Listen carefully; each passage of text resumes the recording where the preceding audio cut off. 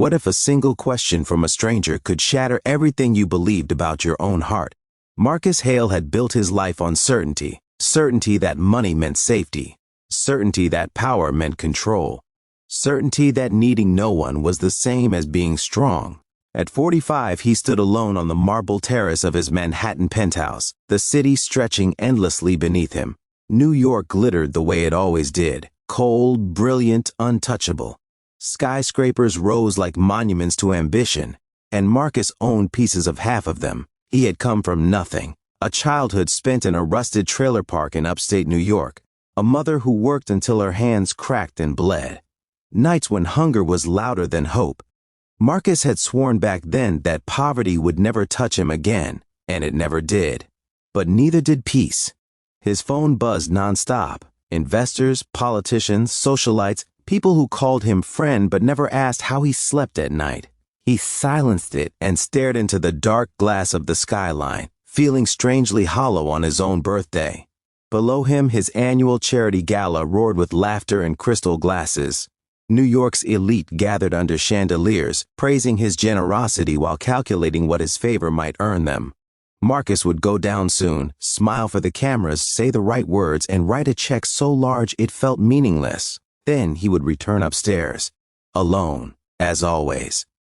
But something inside him resisted the routine tonight. He took the private elevator down and slipped out a side door, ignoring security protocol. The cold November air hit his face, sharp and honest.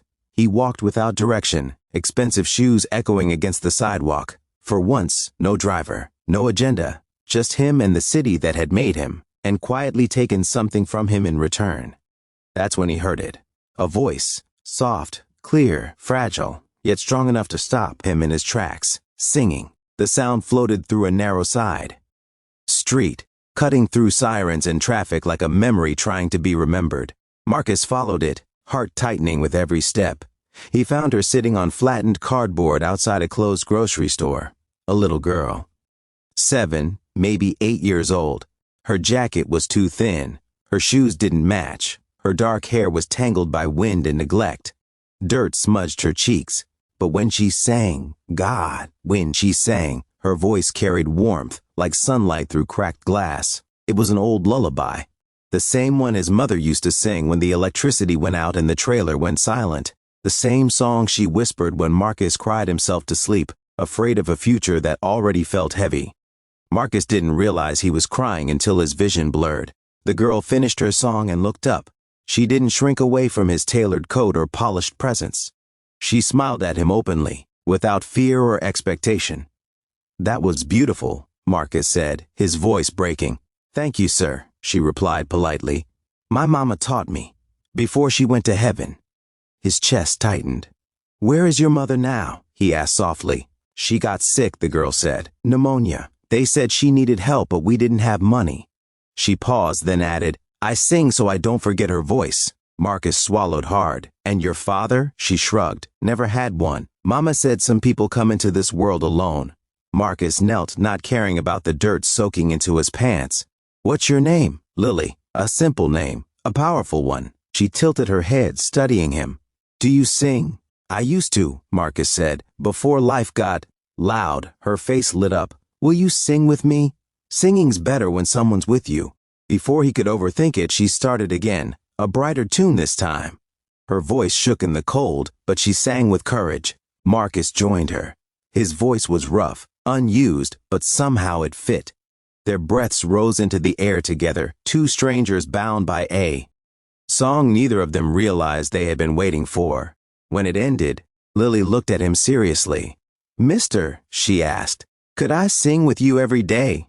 Nights are scary alone, but when I sing I pretend my mama's still here, and tonight—" I didn't feel scared. Something inside Marcus finally broke. "Where do you sleep, Lily?" She pointed across the street. "In that doorway. Sometimes the police make me move, but I always come back. Mama liked this spot." Marcus stood, heart pounding, a decision forming that had nothing to do with logic. "Would you come with me?" he asked gently. "I have a warm home, food, a bed. You wouldn't be alone." Lily hesitated. "I don't have money." "You don't need any," Marcus said. "You already gave me more than I've had in years." She took his hand. That night, the most powerful man in Manhattan walked into his penthouse holding the hand of a homeless child. The stares didn't matter. The whispers didn't matter. For the first time, neither did the money.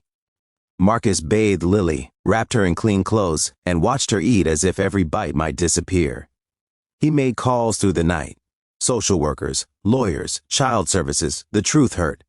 Lily had been invisible, failed by the system, lost in a city of millions. 3 months later, a judge signed the papers. Marcus Hale became a father. The first time Lily called him Dad, they were singing together in the living room. "Dad," she asked shyly, "can we sing forever?" Marcus held her tightly, tears falling freely. "Yes," he whispered, "forever."